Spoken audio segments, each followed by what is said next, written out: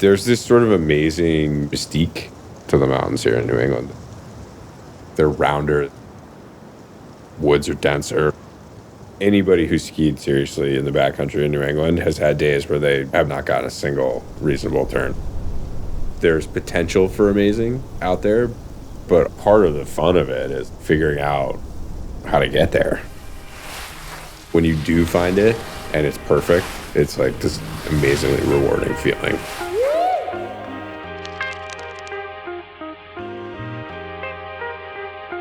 This isn't your typical ski movie.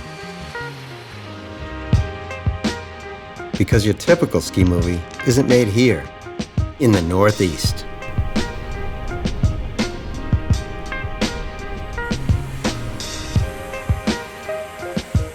Our story begins here, in East Boston. Eastie, as it's known in the local tongue, in this wood shop. Here we find two locals handcrafting skis, Mark and Tyler. They run a custom ski shop out of an airport back lot, but this isn't about that either.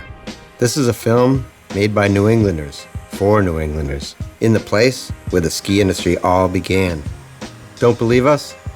Guys, help us out. In New England, there's a very strong history of craftsmanship. 80 years ago, there's a guy at the hardware store making wooden skis. And us at Parlor are trying to follow that. There were ski trains out of Manhattan and New Jersey. People just go up for the weekend. And I think there was like this big flood of popularity early on. As the West Coast got more developed, the deeper snowpacks, longer seasons started to sort of pull people from New England. I'm fascinated by how much people love skiing here. It's the landscape, it's the people, it's the texture, it's the towns, right? The sort of history that's here that does pull people back. And these two guys were pulled back too. After making their pilgrimage to the mountains out west, something drew them back to salty old New England. All right, so where are we coming in from? Tonight, they're brewing up a trip. And then we get this flat approach out of RCD. Pretty swaggy. It's gonna be a little schwacky in there. Don't worry. For those of you who don't speak ski bum, we're going to be providing a glossary as we go along. Hello? Jeb. Jeb's a born and raised Vermonter.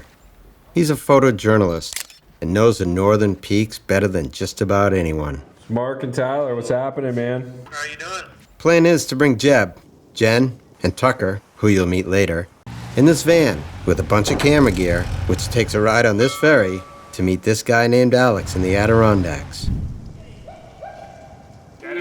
Okay, back to East Boston. It started off like those huge wet flakes, snowman snow, and then the temperatures kept dropping. Holy cow. Do you have any sense of what it did over in the Dax? I just heard on the VPR that upstate New York got hit pretty hard. We love that, right? Pretty sick. All right, sweet dude. Thanks, man. Talk to you. Talk to you. Bye. Say no more. It's time to pack up this beauty and send it up north. To link up with a crew who's already squeezing in an early morning run at a staple, Mad River Glen. Between college and medical school, I spent a winter living in Jackson Hole. And that was the first time I put on a pair of skins. I moved back and started medical school. Found a community of friends at medical school in Vermont that were also really into backcountry skiing. And that's where it sort of took off for me.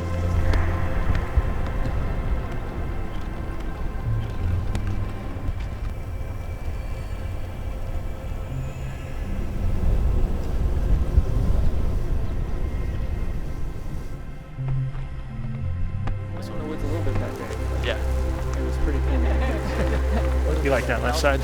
Yeah. That'll have more snow than the Looker's right, pretty sure. That looks pretty scary. And then there's a little chute you can kind of I'm right out here. cruise through right there. Yeah. I never really understood people that got a runner's high.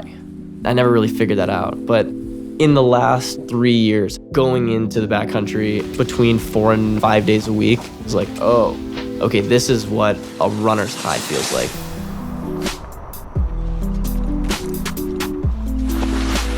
It's a weirdly addictive feeling.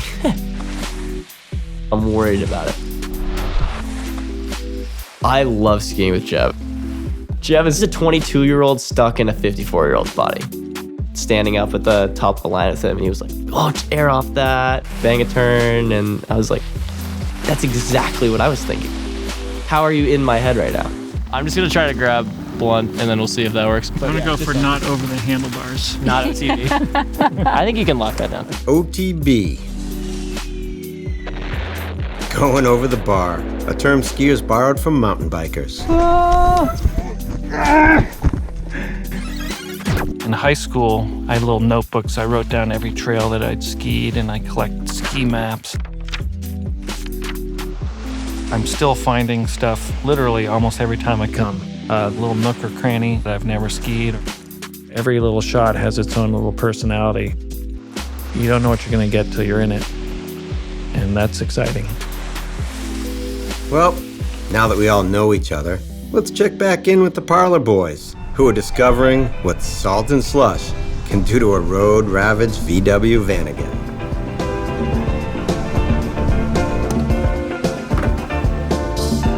Not even close. We gotta catch the ferry. Let's go. That ought to do it.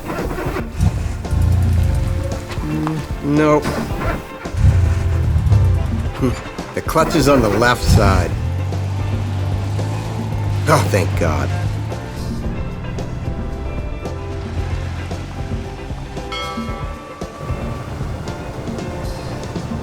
Now on the ferry, the boys peer out across Lake Champlain, mind skiing the distant lines they'll encounter tomorrow.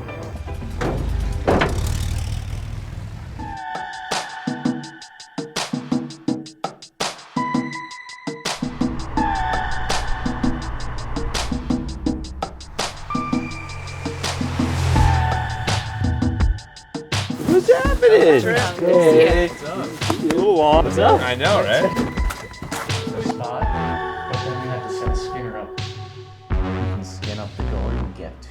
But tomorrow what we're going to end up doing is we're going to pop right out here at the bottom. We're going to come through these thick trees. Hold on. There's one character you don't know yet. Enter Alex Goff. He lives in Lake Placid, in a barn with a goat. Chuck Norris. Chuck Norris may look cute, but he can demolish a box of saltines in 15 seconds. I don't know where Mark and Tyler found this guy, but he knows everything about the Adirondacks.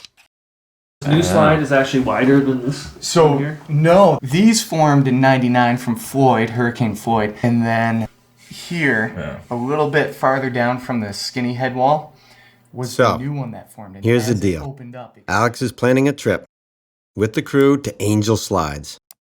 Hurricane Floyd created the first two slides in 1999.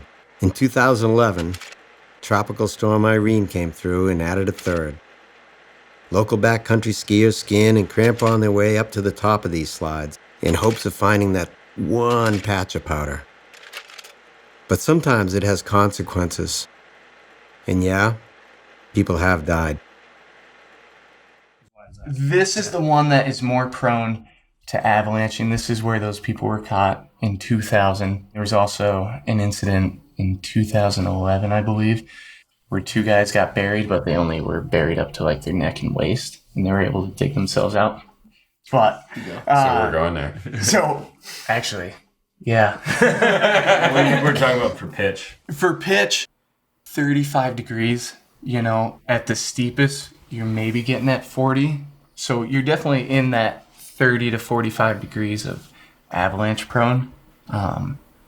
But I think as long as we go up there, everyone's got their gears, everyone communicates. Right. If we hear woofing or anything like that, you know, we'll all be talking. And if there's any danger zones, we'll talk about that, where each person goes across one at a time kind of thing. Pretty covered. It was pretty covered. Sweet. I was hitting some rocks the other day when I skied it. Avalanches aside, Alex doesn't get many days on the resort. I'm not bringing heavy gear. He doesn't see the point. Why cross the lake and pay a small fortune to wait in line to ski less than ideal conditions with all of you people? After all, he's got a goat to feed. But this got us thinking, how did we get here? When skiing began, and they were cutting those first few trails down northeast mountainsides, It'd be a crew of guys going out with axes and hand saws, working with what the mountain gave them. Winding, tucked into the woods, there's a blind corner, there's a roller, full of character. As time progressed and more people got into skiing, they wanted more consistent conditions. They wanted to be able to bring a groomer up a slope, make snow on it. The trails became wider and they smoothed them out. They kind of took away all the character that I love about trails. In the backcountry, nothing's served up on a platter for you. There's a surprise around every corner. That's lost when you have these big, wide interstate trails.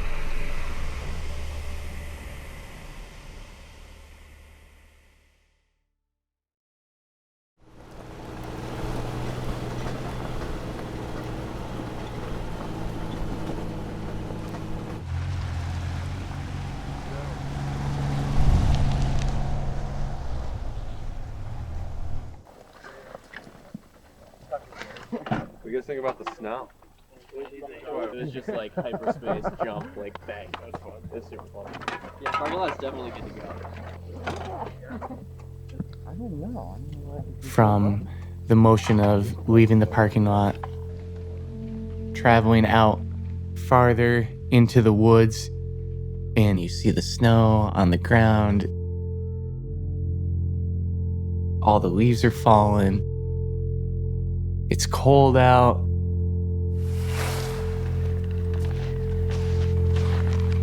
It all settles down. I can hear my own breath. Hear the birds chirping.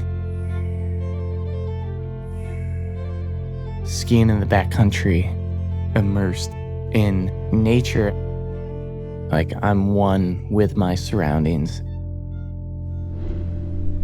I'm at the whim of the mountains. Wow, Alex, that was deep. As beautiful as these woods are, though, the crew is getting pretty gassed, and they hadn't even begun that Heinous slog in the woods. you were talking about. And to be honest, the skiers were doing a lot better than the film crew. They were hauling 50-pound sleds of camera toys. They had to ask themselves, why'd they bring so much shit out into the woods? They also got really involved with this drone shot. I mean, it looks so cool. Here you go.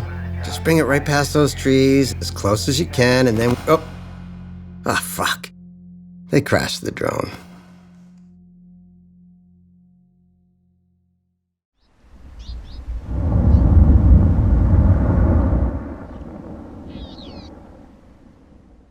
I know that sound.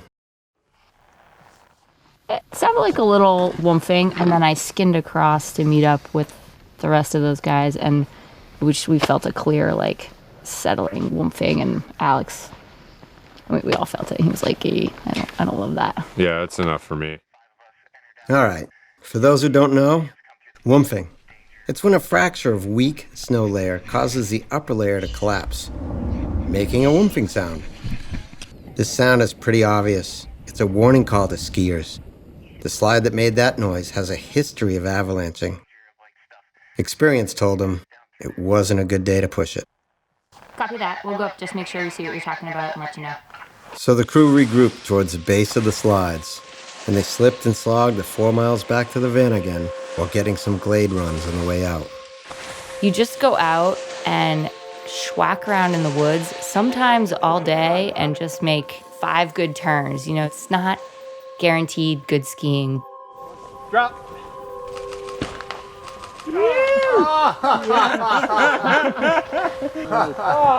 Front punch.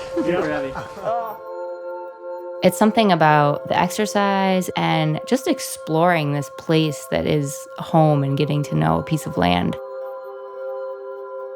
I was a little bummed that we weren't able to ski the slides in the way that I thought we would, but that's kind of the will of the mountains. sharing the load and the weight. Everyone was safe, no one got hurt, and that's the biggest win of it all. It was a roller coaster, which, is kind of how things go around here in New England. So yeah, they may not have scored the lines they were hoping for, but back east, we've learned to cope with disappointment. My favorite. We just swallow the pain and say, we'll get them tomorrow.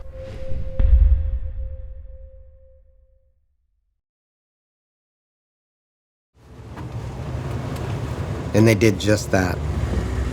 I'm headed to the Notch right now to meet Tucker and Mark and all those guys. We didn't really get to ski as much as we wanted to be the last time I got to ski with everyone, so I figured saddle up the Jeep and head on over to Vermont.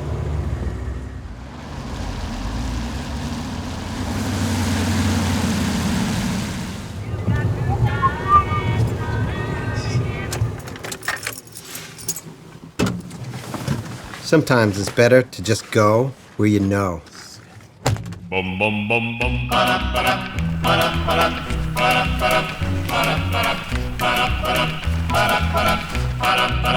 Yeah. Bum bum bum.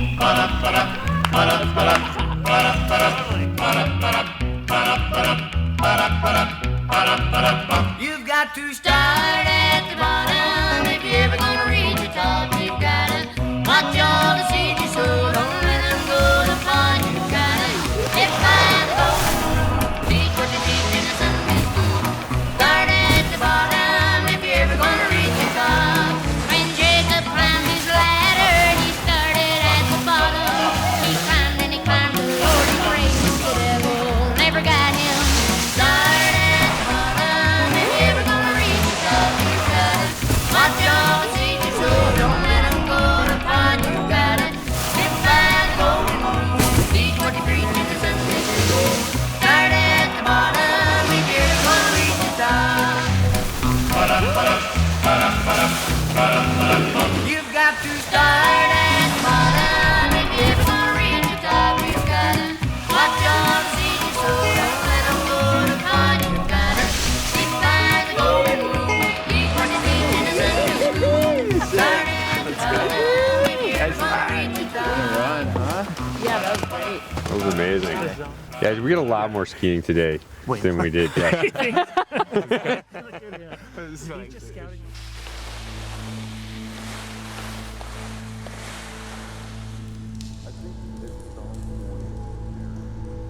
We were able to ski freshies almost all day. It's incredible how much terrain there is in there. I had a moment up there that I was like, I'm gonna drop everything and move on over to Vermont and ski the Notch. I'm gonna live in the Notch. I mean, dang shazang. It was cool. And it was so great to experience that with such good people. I think you find that with almost any adventure. The thing that really puts it over the top is who you're sharing it with. Like any given weekend in February, like there could be no snow. But the thing is, literally pouring rain. we still would have done it. We would have went. I know. Yeah. And as the sun set behind the Green Mountains, our crew reflected on the risk-reward principle that makes the Northeast the Northeast. I think it was my dad or my uncle. Somebody always used to say, if you don't like the weather in New England, just wait 5 minutes. I think they underestimated the waiting game, though.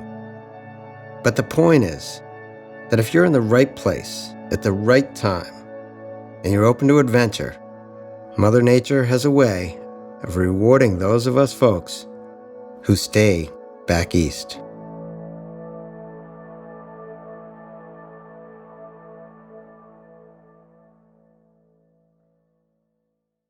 Bum bum bum bum.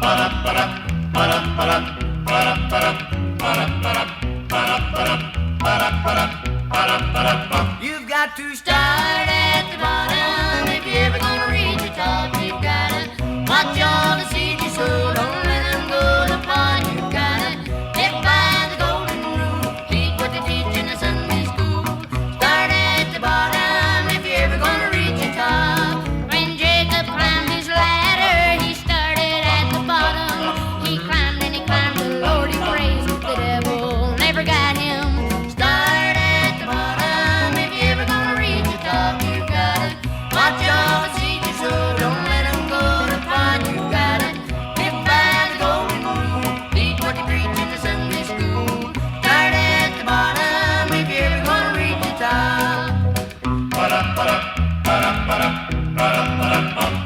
to stay.